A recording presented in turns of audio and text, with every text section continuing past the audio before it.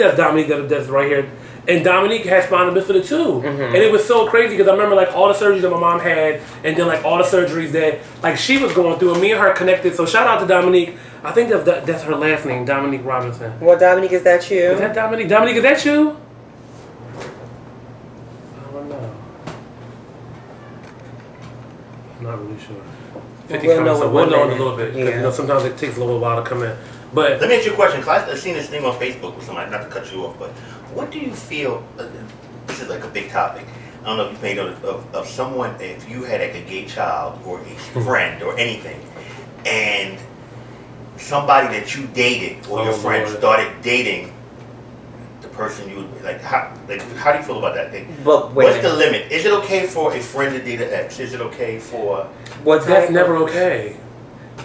Definitely not a or do you think that child. Or do you think that sometimes gay people are so, you know, they claim everyone that they talk to. They could have a phone conversation and they said that was their ex. I think that there has to be a fine line between the two. So, I know the situation you're talking about. And to be honest, I think it's like, you can't help who you love, granted. I think that gay men, a lot of times, we don't really think with our hearts, we think with our penises.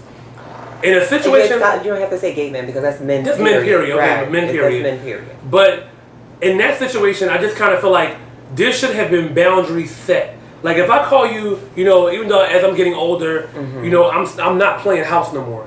Like all that gay kid stuff, and you're my kid and my daughter. As I'm hitting 34 next year, I don't really got time for that nonsense. That's no nonsense. You have to remember these are people that you set an example in their life. No, what I'm saying is no new kids. Is what I'm saying. Oh no, new kids. Right. Okay. But in a nutshell, where I was going was like, it's just certain lines that don't be crossed. If I'm like, you know, your mentor, your gay dad, gay mom, aunt, whatever, or you don't sleep with my boyfriend. Like you don't sleep with. You just don't. You don't do that. Like that's disgusting. You just don't. Like, do you want to beat me that bad? You wouldn't cop the bootleg? Like, not only that, why people want other people's men?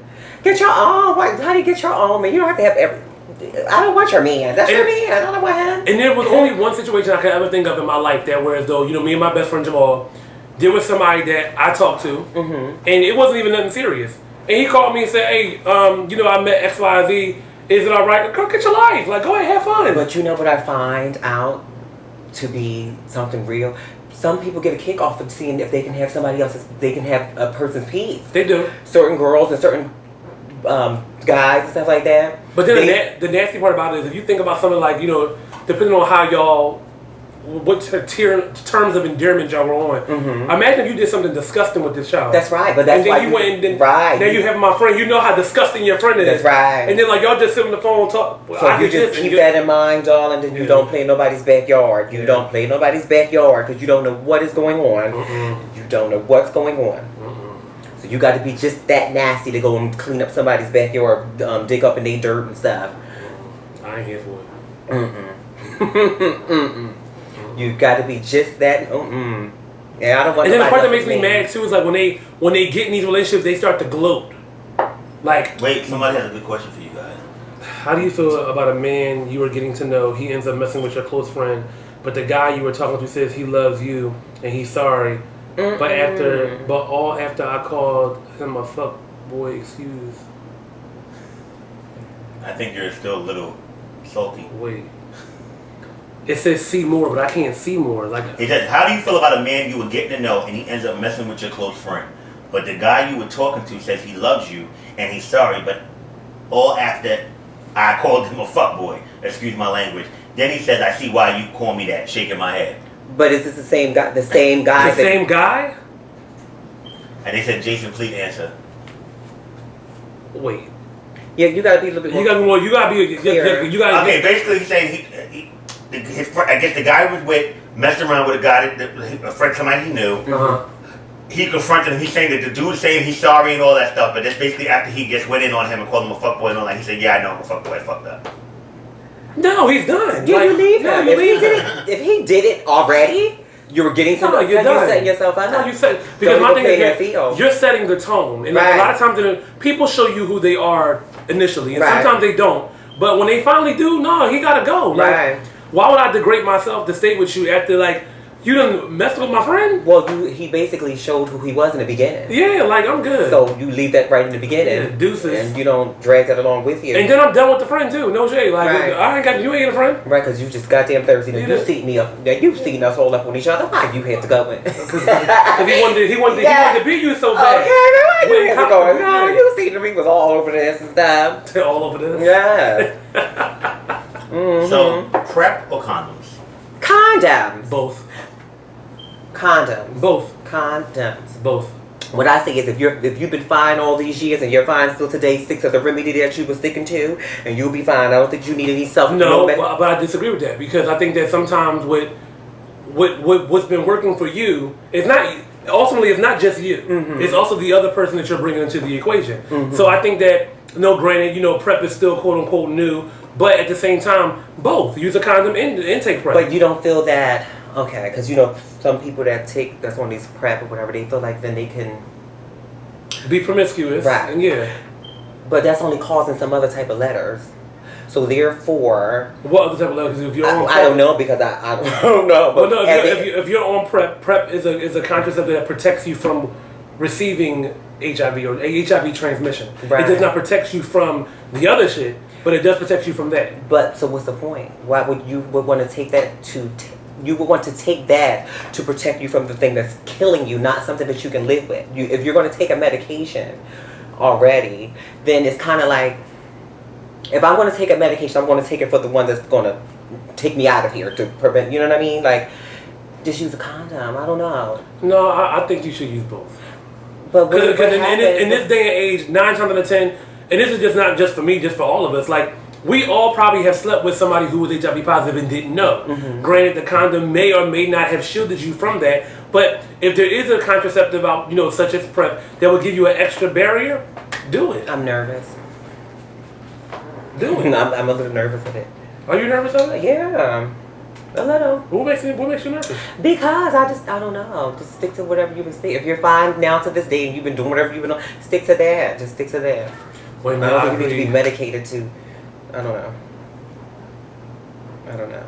Because I just feel like something that could cause something else. And then while they're trying to find a cure for that something else that came together and made, those people are going to be dying off or whatever because, they don't know yet. Mm-hmm. So once that mixed PrEP and then the letters, once that mixed, you have to wait years and years and years till they find a cure to cure that. So in the meanwhile, them people that's prepping and all that, they're gonna be dying off. Like how HIV. See, I'm a firm believer that there's already a cure for HIV. I think that because the pharmaceutical companies make so much money mm-hmm. off of the medication, like mm-hmm. I think the medication, what was it? What I told it was, I think like almost $2-3 grand a month just for the medication every month. So it's like. They make so much money off of that alone. Mm-hmm. That's why they're like, I'm sure there's a cure. But then mind you, I was also watching, I don't know why I've been watching CNN so much, but it was also that new virus that is in mosquitoes. Zika. Mm-hmm. There was a woman that was that had the Zika virus, and she had a baby mm-hmm. in America. And the baby was born deformed. Mm-hmm. And they said that she got it sexually transmitted. Like, so now they're saying that it might be another sexually transmitted disease, or if you do have this Zika or been exposed to it, you can't have sex for a certain amount of time because it could be sexually transmitted. So and it's they like also said it's very women mm-hmm. that get women. I'm sorry, y'all. Women is more prone to catching it, right, than man or whatever. Generally speaking, how do you guys deal with a guy who you love deeply and everything is there, but they don't want a relationship because they're still looking? You let him look and you keep you go on. Are you looking? Huh? They're like, yeah, are you looking? Like, keep let looking. Let him keep looking. Obviously, you ain't the one. Yeah. So don't you stick around into that. Maybe honey. Then you wait till he come back. If so. And then you don't drag yourself along until when he's ready. What my mom say, married couples need to practice protection because you don't know the health status of other people he or she has sex with. I agree with that, Mom. Yes, absolutely. Right.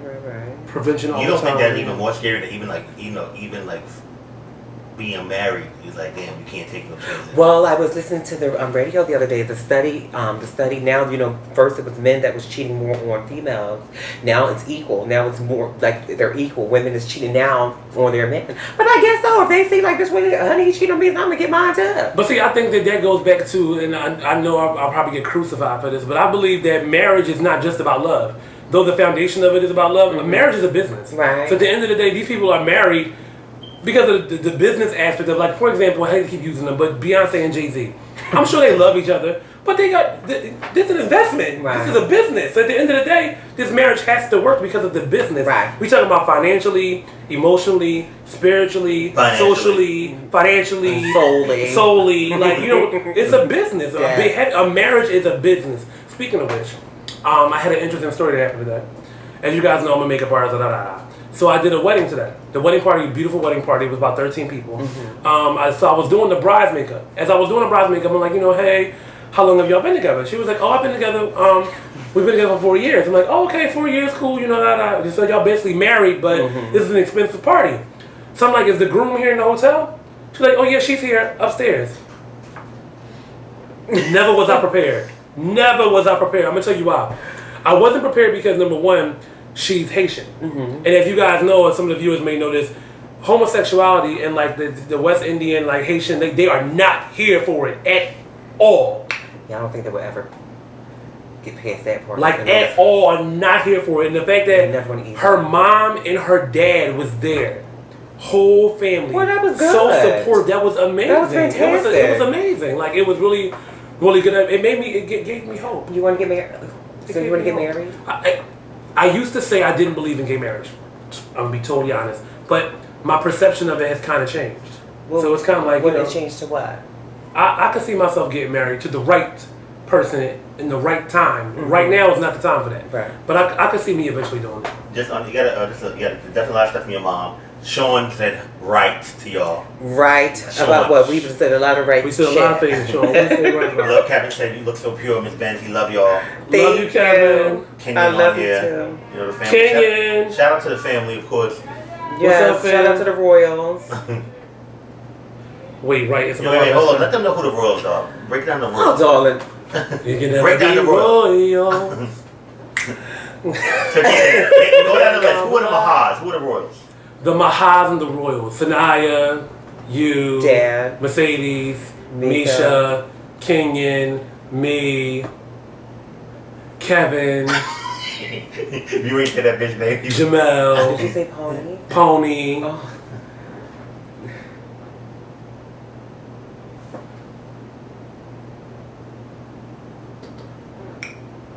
But hold on. Wait a minute. You talking about the Royals. Isaac.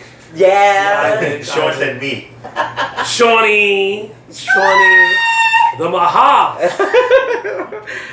Wait, Tiffany's on here. That's Tiffany's a royal. She's that's daughter. She's a royal. That's part of the Shadira. The royal court. So talk about that. Talk about your daughters. Talk about that. I love them so much. You got real emotional the other day about that. Yes, I did. I have that picture that they put up with. Oh, with the white and the pink. Oh, what did they look so just so gorgeous and just. First of all, I haven't seen that picture like that seen them two together in a long time. Yeah. So just seeing that, it made me get like real bubbly and just I had to let it out. I had to let it out. I love my babies. They definitely have evolved as a beautiful, dark-skinned young That's woman. right. I love my babies. I love my babies to the fullest. How you feel about the performances that day? I actually, let me be honest, like I love Shadira. Shadira's my daughter, like through and through. I love Tiffany. I'm so glad to see Tiffany back on the floor because Tiffany, as you guys know, Tiffany a little wishy-washy sometimes. Love you, but a little wishy-washy. That's because she live her real life. No, she do live a real life, but she don't be feeling like going to the balls and all that. But to see her out there on the floor with the body and then slinging the hair and then all that, to me, Tiffany is like that realness every day. Like, she that realness every day, right? They're just a girly girl. Shadira is like the superstar out of the two. Like, she's the one that, like, she hit that ballroom floor. You understand what I'm saying? They give you two different lanes. I think they're both two different sides of Mercedes. It's like Tiffany is like the Mercedes, like the everyday, all day realness, and then she got that other little side of her, that Shadira, that get that fire that just ignites and just goes off. But Tiffany's not really. She was never really ballroom. She don't really care about that crap. She like her mother. Yeah, she don't care about that stuff. Shadira really okay. Yeah, down. No. I love my babies, so I love all of them. My feminine destruction, Yes, I love all of them. I love all my babies. Isha. I love Isha. Kelly. I love all my babies. Who's Kelly? You asked me to... Did I meet Kelly? Yeah, you did. You probably know more than I did. I don't remember. Her name is something on Facebook, Janie. Oh, Kelly. Yeah. I keep forgetting that you're doing that. I'm sorry. Sorry, You Niece. probably remember more than I do. Sorry. I love my babies. We're all about to have a dinner together. Oh, there was a whole thing. You guys know Memorial this past. There was like a whole bunch of different debates, and then people talking about like why is 30, 40-year-olds excited about Pride, and other people saying like, it's fine, like they can have fun. Like, what's your opinion about that? Like, is there an age to stop going out? Not stop going out. Stop going out, but I don't feel like you should be that excited about Indulging in different ways. Like, I'll be honest, you should keep it to a minute. Keep it at a cute level of you're going out, and some of them take advantage of it. Like, you shouldn't be 50 years old talking about something. I can't wait till Sizzle 2017. Like, what? What is wrong with you? But, I mean, I guess, I don't know. Like, I had a conversation with one of my friends, because I didn't go to D.C. and to none of the Pride events this weekend. But I just kind of feel like when you really break down Pride, break it down.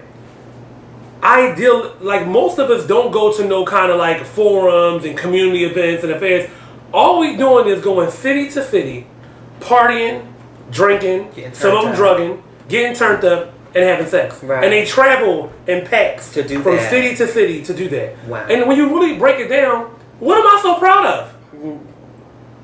What are you prideful of? You're supposed to be proud every day. Can somebody answer that question? What are you so prideful of? You're supposed to be proud every day. I don't get it. Somebody said, Orlando Harris said, is it possible that your blessings can get blocked by being a homosexual? No. There's a connection It's that a you connection have with God. it's a deeper that connection. Nobody can come in between. Oh, you better preach. Oh, that's right. You talk about God, honey. That's I feel your halo. That's right. You feel it? I feel it. Okay, I feel it, baby. Give me that other hand. Ooh, I feel it. Yes, I felt. There's that. a connection that nobody, that nobody, no one, nothing can come in between if you are connected in the right way. I think sometimes homosexual, we have a hidden talent that a lot of heterosexual men lack. Not even that. Because they may have it, but they're too ashamed to bring it out because they feel like it's on the softer side of shears. The softer side of shears. So they don't bring it out because they feel like they're going to be looked at in a different way. Because every human is built with a talent, something that but straight men don't like to, they so stern. They don't like to bring it out. They don't like to show it. And I find that so interesting because most straight men wear designers that were designed by homosexuals. Right. So, I don't get it. Well, that's basically everybody because all of them. Natalie said, hey, y'all. Hi. Natalie, what's up, Barbie? Yeah, that's the word right here.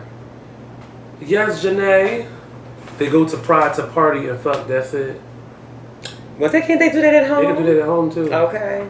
Great topics. You guys have any topics that you guys want to... What's up, Jabbar? Tiffany. Well, Kevin wants to say, that's it, the house is closed. How do you feel about title That's situation? not a house. That's our last name, darling. We earned that. How do you feel about a titleless situation when dealing with someone? I think titles complicate stuff. Like, do you really have to know that I'm your boyfriend?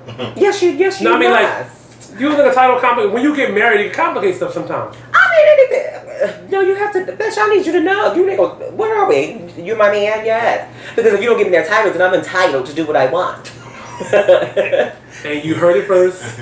Yes, if we don't got no title, then I'm entitled to do what I want. So yes, let's have a title so we can have that put some stability on it. They said they would like burials. to know, when did you begin your transition? Oh no, we not. When? What? He said we would like to know when did you begin your transition and did you get the full surgery?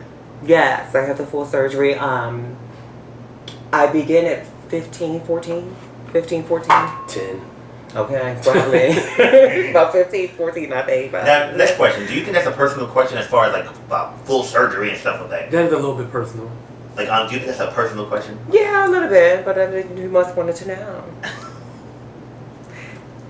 Yes, titles are important. Say that, Mercedes. I need that title.